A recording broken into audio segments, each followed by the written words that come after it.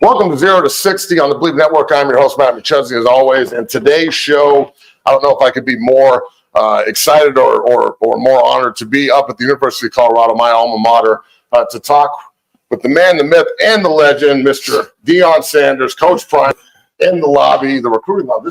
Recruiting lounge. Yeah. This is where we close. I love it. I came up and Coach Phillips was up here getting his nails done. Looking good. Yeah, we do that every week. Yeah, looking good and feeling good. So hey, it's so great to have you on the show. Great to be here, Coach. A lot of our viewership and a lot of our fans here are proud Colorado alum and people from the state. Just talk about your first year in Colorado. I know last year you stepped off the plane and walked into Folsom at midnight. That had to be a pretty surreal, unbelievable, man. Talk about your first year in Colorado. The fan base is tremendous. The hope and the desire and the want is phenomenal. Everywhere we've gone, everywhere we frequented, coaches included, and my family, we're in love. We're in love with Boulder, Colorado. We're in love with Breckenridge. We're in love with Vail. We're in love with everything you can think of around here in Denver. We absolutely enjoy it immensely. You're talking about most of these guys from the South. And to come to a place where God had to send us, because there's no way we would have said, yeah, I'm going to go there. So we love it, man. We're thankful to have the opportunity. Just snowmobiling this last weekend. Every weekend down there. And, Shallow, he snowboards. Shedeur keeps it safe because we don't want our quarterback doing nothing crazy. So he's on a snowmobile. He's taking his lineman with him, and he's having a great time. That's awesome. Yeah. And that's the next part I want to talk to you about here is not only are you an incredible coach and a Hall of Famer, an incredible player, but you're a father first. Yeah. And you talk about it all first and foremost. And I'm a father. My son, Nicholas, who you've met, who's been up here several times. Yeah. You know, it's... You know what I'm thinking. You know what I'm thinking. I know. You know what I'm thinking. Yeah, he's been here. He's definitely been here. And so, but talking about Shedeur and Shiloh, being able to not only coach them and push them up the field, but then watch just the growth. And they ballers, man. Let's start off with their ballers. It ain't no dad ball. Never been dad ball. I've been coaching from youth on it. I'm harder on them than I'm probably are on everyone else because I know the expectation, and I don't expect them to be the best, but I expect them to give me their best. And that's our deal. That's been our deal from day one. But these kids are very impactful to this program. And the attitude that Shiloh brings in the secondary when he's on the field or off the field, you've seen it in the UCLA game. When he's off the field, things go crazy. And they take a left. And he missed a couple games with, I think, a lacerated kidney last year. And Shedeur, that speaks for itself. We know what he's about when he's on the field. And the thing about this young man, he never complains. He don't point the finger, and he's had 4 different coordinators in 4 years, and that's because we always want to up it, And the coordinators that he had at Jackson are here, Coach Pollock and Brett. I mean, they're here, so it's been phenomenal for him to be successful with 4 different schemes. But he does not complain, and he has a tremendous relationship with Pat, and I can't wait to see what they do because I can see the creativity and the relationship that they have is going to be phenomenal. Absolutely. And look, last year, watching Shedeur, the toughness aspect of watching that young man play, and the one thing that really resonated with me, it gives me goosebumps thinking about it, CSU in Folsom right out there, struggled the whole game, 6 lays into him and kind of gets the best of him. Shedeur gets up, smiles at him, spits blood, and you wipe it off with your sleeve. Right. And he goes out there and wins in double overtime and throws up the watch. As a father and a coach, was that the moment where you were, I know you already knew, but was that another step in just the growth and maturation process? Everything you're seeing, we've been there before. Right. Everything you're seeing with those 2 young men, we've done it before. You're just getting a chance to see it in a Colorado uniform. But everything that we've seen, we know. Like I'm mic'd every game, so for the documentary and everything. So you could hear me. You could replay the documentary. When we got the ball back, I said he's going to drive us down. We're going to win. And I told Coach Kelly that was sitting right beside me. We're going to win because I know how he performs when we're on stage, like at the highest level, when it's pressure. He don't feel it. He applies pressure. And I just know my boys, man. I really do. And this kid is unbelievable. Travis Hunter, Mm-hmm. all right, two-way superstar, Yeah. a kid who, if you know, he was walking by us in the garage out there. You'd never know. Travis Hunter just walked by, super humble, That's who he is. super hungry. I mean, he's him. Everyone knows that. But have you ever seen? I mean, other than when you look at Twitter, have you ever seen a two-way player like that before? I'm not going to say I have, because Travis has so many intangibles. Not only is he a great player, but Travis is a great young man. He's a great young man. He's the man. Travis, take the crib. If you just take the crib for the weekend, if that's what you want, you know, he's just a good human being, and his upside is phenomenal. And he loves the game. He loves the practice. He loves to compete, and he loves the challenges. Now, do you guys sit around and I know the future is fleeting. Mm-hmm. You know, you're only promised tomorrow, or you're not promised tomorrow. You got to live in the present. Right. I operate. I know that's the way that you operate. Right. But with the potential of having Shedeur and Travis both in the Heisman race going into next year, that's got to be pretty exciting. Well, it's not only exciting; it's great for the rest of the team. Forget the Heisman. Let's think about where they're rated in the draft. The guys are like 1 and 2, or both in the top 5 for certain.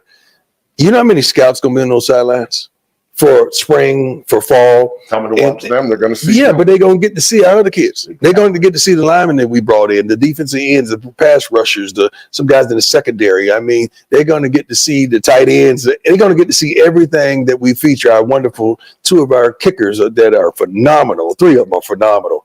They're going to get to see all those components of this team, and that's what it's all about. No matter what they really came to, but then when they see that, they're going to say, wow, did you see that receiver that Shedeur is throwing to? Who is that? Let me find him, because this kid is unbelievable. Like, that's what you're going to see. And it's going to be a draft factory, and we're going to win.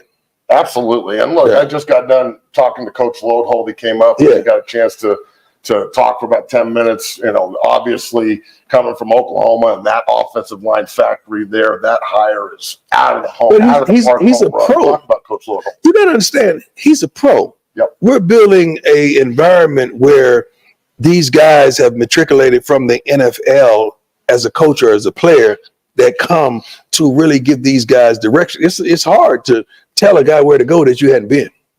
Those directions are tough. Facts. I'm trying to tell you how to go and how to get there. I ain't been there myself. That's kind of tough. I can't tell you how to get to Vail unless I've been there.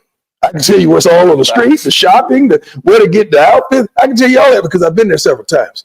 And that's what we want this environment for our young men. So it's probably only 3 coaches on the staff that don't have NFL connections. So the rest of these guys, when they speak, these kids are like, give me more, coach. And they speak with a definitive voice that I've been there, I've done that. Just shut up and listen, and I can get you there. I can navigate you there. And that's such a huge point with this generation. You know, the I want it right now generation. In my opinion, the process is still the prize, because it teaches you when you get there, you know, how to really go to work every day. Because I truly believe the NFL is where the bag is. That's the ultimate goal for all these kids. Yeah, it's misconstrued these days, but it truly is where the bag is, and where longevity is, and where you can build and understand, and generational wealth is. It's not in the NIL. I love the NILs. And it's not even, let's stop talking about NIL, because I get tired of that, because there's only about 4 or 5 guys in college sports and women that you really recognize from NIL. That's it. Everything else is a collective. This is a pot of money that you've accumulated and you've created for these young men, and you determine who gets what. That's what we're dealing with right now. We ain't dealing with no NIL. How do you have credibility or attractability coming out of high school? Who knows you? Well, I agree. I can put you in your whole uniform and take you down to the mall, and nobody would notice, but I'm going to give you $1 million. Come on. Let's earn it, man. Let's work and go. 100%. I don't mind you being comfortable, but I do mind you being filthy rich and you hadn't done nothing. Now, when you do something, please, when you do something and you make it happen, like some of these guys that are being handsome, like a quarterback, like you know what earn mean? Earned mean I know what I'm getting on Saturday. That's what earned mean. Earned mean I know exactly. I ain't got to guess. I know what I'm getting on Saturday. That's what your contract and on Sunday means. Yeah, but everybody want to get paid, but they don't want what comes with. No. They don't want what comes with getting paid. Because now you want to be a professional. Can I treat you like that? Because professionals get cut. Every day. Yeah, professionals get walking papers. Every day. Professionals get chastised from the media. And this has been a sacred place for college athletes because the media don't really touch college athletes because they're kids. But now when that young man is getting compensated more than that writer or that blogger or that guy who has this podcast, and that guy's already a little sensitive because this college kid is making more money. So now he attacks him. So now that college kid, can he handle it? Can he handle looking at all that? Can he handle it? He really can't. Now we're into a mental health situation. See, all this stuff lends to one another, man. And I'm praying for these kids. That's why we have so much that insulate these kids, that really speak to these kids and help these kids really journey through this adversity and the wealth that they've accumulated. And the support staff you guys have here is tremendous. I mean, I think it's tremendous. The best in the country, top to bottom. Mm-hmm. After all the coaches I've talked to and everybody I deal with down at 6-0, I mean, no one does it like you guys do it up here, just making sure that your guys come first. We got to. Now, all that being said, all right, moving on here, kind of away from some of those topics, but into a new era, but also an old one. I'm an old Big 12 guy. I played here from 2004. You know, the move to the Pac-12 was what it was. You got a year of that. Now you move back to the Big 12. You know, the three non-conference games, North Dakota State, on the road in Lincoln, on the road at CSU, those are going to be big. Right. Talk about those three. That the opener is going to kick ass, obviously. But then the two rivalry games stacked back. Honestly, I'm not going to lie to you. I don't think about the rest of those games. I think about that first one. Then I think about the next one. Then I think about the next one. But that first one is big, and we're preparing for that right now. Some guys like, oh, you on them real hard right now. No, we win now. We don't win in the fall. We don't win in the summer. We start winning right now. Winning starts now. Winning don't wait on you to feel like when you could address it or have it over for dinner or lunch or breakfast. Winning starts right now. The whole attitude, the whole way you work, the way you practice, the way you focus, the way you're detailed and detail oriented in the coaches. And one thing that I feel like we got it right with the staff. I feel like we got it right. I always say that Rod and our staff, biblical reference, they comfort me. These guys, I feel as though we 100% got it right. I really do. I'm sitting up there watching things that I didn't see. I'm watching places that we didn't go. I'm watching things happen in walkthroughs that are like, that's it. The details and the teaching and the just on the details of the little things and the commitment to excellence, man. Maybe you can't describe it, but when you see it, you know it. You know it. Right. And you know, when you see these big guys getting downfield in walkthroughs, when the linemen are running downfield 15 to 20 yards in walkthroughs, you're like, I had to yell at y'all last year to do that. Now you just, because it's a whole new game, it's a whole new day. Like, these guys are serious about going pro. And we've improved in every position. And all the starters that are returning, they're better. Because the scheme, because the thought process, because the familiarity that they have right now, they're better. So I can sit up here comfortably and say, at every position, we've gotten better.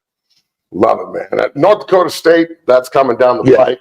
But the spring weekend now is coming right around the corner. Right. Now, usually it's just a spring game.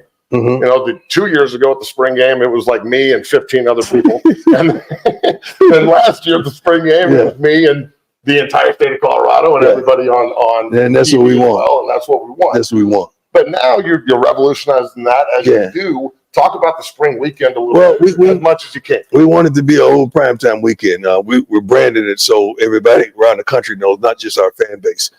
We want to start out with a fashion show that involves everyone on campus, not all the student body, but of course the other athletes that are involved. We want those involved. We want Peggy. We want her to walk and do her thing. You know, we may put her in Louis. You just don't even know. I mean, there's so many people that have reached out to involve themselves in what we're trying to accomplish here. Then we're going to do something with the donors. I think that Friday evening, Saturday morning, I'm going to do something with the alumni guys that played here before. I want to meet all you guys in the big meeting room and let's talk about what has transpired and all of that. Game time, then a party with multiple DJs after the game. Then Sundays, like of course, multiple, maybe multiple. And Sunday, I want to have a brunch with the biggest 21 donors that we have. So it could be an intimate thing so they could really understand where we're going and how we're going to get there. Man, Coach, you do understand that you are revolutionizing the way that the head coach position is being. Well, that's what we do. Well, it's so many people say now sports is about business, so why don't we act like it? Amen. You know, just because I have the business acronym, don't criticize. You know, don't ostracize. But because I have that and I'm able to see through the smoke, and we got some surprises for the kids that they're going to be elated. They're going to be elated that weekend. I promise you. And look, as a small business owner myself, I am constantly trying to learn from individuals like you and the ability to take that next step in business and really, you know, make a name for yourself off of your brand and things of that nature. When you're talking to your team about not only the importance, and you said this about your shoes, which, I mean, if you got a pair of 14s, I'm going to see Schmidt. But like, you know, you were talking about this, like the shoe only sells if you ball. You're successful. So is that, I know that that's at the forefront of everything you tell them. And all this other stuff, it's smoke. It don't matter. Can you play? You got to ball. Nothing that I've ever accomplished would have worked if I didn't ball. If I didn't put it on the line, if I didn't do what I did in the World Series, I would have been the guy that I was. If I didn't do what I did in the Super Bowl, or the journey to get us to the Super Bowl, I wouldn't be sitting here today. We all have moments that we can reflect on right now. The difference is I maximize mine, every last one of them. And I want these young men to maximize theirs, but I want them not to make the mistakes when I took a left and should have stayed right. I want them to keep going forward and not digress backwards because of a family member. I want them to keep going and not move in another lane and stay in that slow lane. They don't have to get in that fast lane because of this young woman. I want to tell them about all the trials, tribulations, and pitfalls that our coaching staff and our not supporters, our people, I call them the big engines that are leading around here, the things that we came up against. We can't hide them from these young men. We want to be open and tell them because we don't want them to make the same mistakes that we made. Yeah, and the experience can go a long way if you'll just listen. Right. Rather than just hear. That's right. That's one thing that, you know, that I try and talk to the young men at 6-0 about all the time. All right, a couple more questions here. Coach Prime joining us here on 0 to 60. And brother, I cannot thank you enough for taking the time out of your busy schedule to sit down with us. I want to talk about rivalry a little bit. Yeah. I came to this university to play in rivalry games. You know, whole families from Nebraska wanted to make sure that, you know, we kind of turned the tide on them when I was here, so on and so forth. I look at your staff and your friends primarily, and it's a bunch of Miami Hurricanes, and you're Florida State. Right? And like the National Football League, you find out real quick that your rivals turn into your teammates, turn into your boys. Right. Talk about rivalry a little bit and just, you know, Coach Sapp's going to be here. Yeah. Those are my guys. You got to understand, we were friends before we chose colleges, and we were friends while we participated in colleges. So, like real knows real, we could be all on different teams in the state of Florida, but when we go to the next level, we're all Florida boys. So at the end of the day, the Florida boys are going to stick together. I think we have close to 20 Florida young men on this team, because there's something about the DNA down there that I love. Different. That is, you know, it's different. It's just different. And I absolutely adore it. But I love rivalries. I mean, I had to learn the history of rivalries with the Nebraskas. I didn't know anything about that till they told us, hey, you know, you can't wear red right now. Cool. I had to get all my red out of there because that was one of my favorite colors. I had to give that up.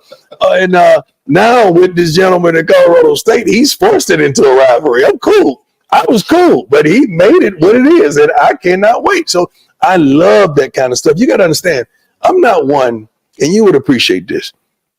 When I go out for a game, my normal ritual, and Neely can attest to this, I usually, from high school on, pros, I used to go out and jog around the field and get myself loose and get ready. So now that I couldn't run, so I used to walk around the field and get myself loose. Now I could jog a little bit, so I go to a certain place that I walk back around because I don't want to be offensive to the opposing team. But I'm ready to get down. I'm not ready to shake your hand, hug you, and lie to you and tell you how good your program is and kiss the baby. I'm not about that at that time. I'm ready to get down. So I'm not like a lot of these other coaches that I remember Chip Kelly was getting ready to play UCLA, and Coach Kelly came over. He said, Prime. I said, Coach, I'm sorry, I'm locked in, man. I'm in that mode. And he hugged me like, I'm not like the rest of these dudes, man. You're my guy. He said, now after the game, you can call me. We can talk about anything you want to talk about. But I'm telling you, I was like, Coach, you just know now, I'm locked in right now. So, and he's my guy. So I'm not that type of guy. And some of these guys take it the wrong way, but when I'm on that grass, man, it's time. It's business. It's time. Absolutely. Yeah. And I don't want my kids to see me all hugged up and booed up with the competitor. Like, come on, man, I'm ready to get down. I better not see them hugged up and booed up with one of the guys on the other team. Well, yeah, I don't think we're going to have any problems hugging up and booing up TSU and Nebraska. Exactly. And I love that. The rivalries is what has made college football so great throughout its history, and the individual players. We got a couple more questions for you here, Coach, and then we'll get you out of here. Off of football a little bit, but still very relevant. The spring game's coming up. You said that maybe Wayne will be here and so on and so forth. We never know. Honestly, man, we never know who's going to be here. We don't know. We get calls at the last minute. And some people have come that you guys don't even know about because they wanted to stay private. So they may watch the game from up here or go up into my box or whatever. But we've had some guys that adore Colorado football. Yeah, I walked by last year and I seen Nelly and I'm like, hey, what's up? And then all of a sudden Raekwon's sitting there. I'm like, right. Awesome. Exactly. But I wanted to get, off of football a little bit and ask you a couple of different questions. Mm-hmm. Like, number one, if you're looking at a Mount Rushmore hip hop, right, who's on it? That's tough, man. Because you got to understand now, I'm with Keith Sweat in that R&B. Like that's my dude. I'll fight a dude by Keith Sweat, man. That's my boy. That's my dog.